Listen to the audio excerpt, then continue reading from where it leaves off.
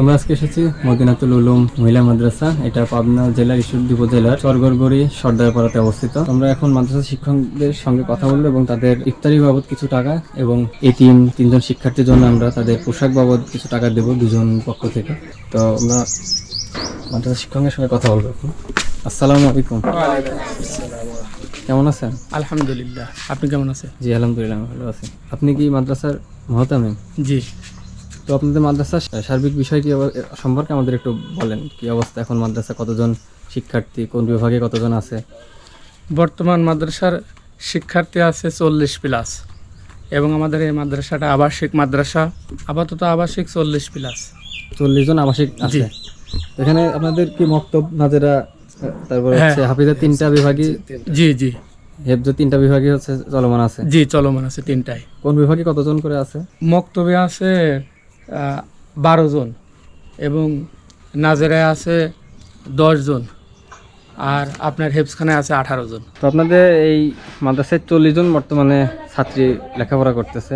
জি। তো এখানে সকলেই কি আবাসিক? জি, সকলে। তাহলে এখানে তো আপনাদের সাহারি ইফতারের ব্যবস্থা হয় নাকি? কিভাবে কি হয়? জি, সাহারি ইফতারের ব্যবস্থা খরচ, মানে আপনাদের এখানে তো ইফতারি করে শিক্ষার্থীরা না? এখানে সাহারি ইফতার দুইটা এখানে চলতেছে। তো খরচ কিভাবে কি চলতেছে আপনাদের এখন?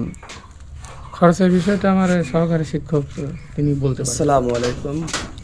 যারা আবাসিকে এখন শেয়ার ইফতারি দুইটাই করে তাদের হচ্ছে কিছু খরচ নেওয়া হয়, আর যারা এতিম আছে তাদেরকে ফ্রিভাবে আমরা মাঝে মাঝে অনুদানের মাধ্যমে করানো হয়। আসলে এই সকল মাদ্রাসাগুলো অধিকাংশ অনুদানের উপরেই চলে এবং এরা যা বেতন দেয় এতে পুরোপুরি মাস চলে না, কিছু অনুদান বাইরে থেকে আসে, এজন্য অনেক ঘাটতি হয়ে যায়। তাতে যদি আপনারা অনুদান দেন তাহলে কিছুটা ঘাটতি পূরণ করার সুবিধা হবে এই মাদ্রাসার জন্য। তো আপনাদের মাদ্রাসায় আমার জানার মতো কয়েকজন এতিম শিক্ষার্থীও আছে, তাই না? হ্যাঁ হ্যাঁ। একজন ভাইয়ের পক্ষ থেকে 3 জন এতিম শিক্ষার্থীর জন্য সামনে ঈদ আছে, ঈদে ওনাদের নতুন পোশাকের ব্যবস্থা করবেন এই টাকাটা দিয়ে। আর জুমা আপু আমেরিকা থেকে, ওনার পক্ষ থেকে আপনাদের 11,000 টাকা ইফতারির জন্য। আপনারা যেহেতু এখানে আবাসিক থাকতেছে, সকল শিক্ষার্থী এখানে ইফতার করে, তো সকলের ইফতারের জন্য 11,000 টাকা এবং নাম প্রকাশে অনিচ্ছুক একজন ভাইয়ের পক্ষ থেকে এই 3 জন এতিম শিক্ষার্থীর জন্য 5,000 টাকা, মোট 16,000 টাকা এখানে আছে। এটা একটু গুনে নেন।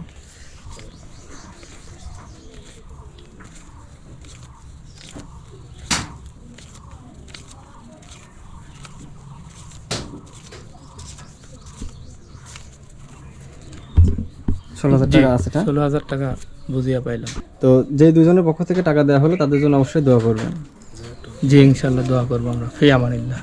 3 জন এতিম ছাত্রীদের জন্য আমরা সামনে ঈদে 5,000 টাকা এদের পোশাক আশাকের বিষয়ে খরচ করব। 3 জনের জন্য সমানভাবে যেটা করা যায়। জি জি, 3 জনের জন্য যেভাবে করা যায় সমানভাবে 5,000 টাকা ওনার 3 জনের হচ্ছে পোশাকের বাবদে খরচ করবেন। জি, করবো ইনশাল্লাহ। জুমা আপু আমেরিকা থেকে 11,000 টাকা পাঠিয়েছে। আল্লাহ যেন তাকে ভালো রাখে, সুস্থ রাখেন এবং তিনি যেন এরকম ধর্মীয় প্রতিষ্ঠানে দান করে আল্লাহ তাকে সুবিধা রাখেন এবং তাকে যেন আল্লাহ সুস্থ রাখেন, নেক হায়াত দান করেন এবং তিনার কর্মজীবনের জন্য আল্লাহ সুখী করে, দীর্ঘ করেন। আর যিনি আরেকজন না প্রকাশ্যে অনিচ্ছুক ব্যক্তি দান করেছে, আল্লাহ যেন তিনার দানকেও কবুল করেন, গ্রহণ করেন এবং তিনাকে আল্লাহ তাআলা সুস্থ রাখেন, তিনার মনের নেক আশাকে পূর্ণ করে আল্লাহ তাকে যেন ইনকামে বরকত দান করেন এবং তিনি দান করেছেন যেন আল্লাহ তাআলা তাকে ভালো রাখেন। ঠিক আছে, তো ভালো থাকবেন, আমাদের জন্য দোয়া করবেন, আমরা যেন এরকম কাজ আরও বেশি বেশি করতে পারি। জি, ঠিক আছে। আসসালামু আলাইকুম। ওয়ালাইকুম আসসালাম।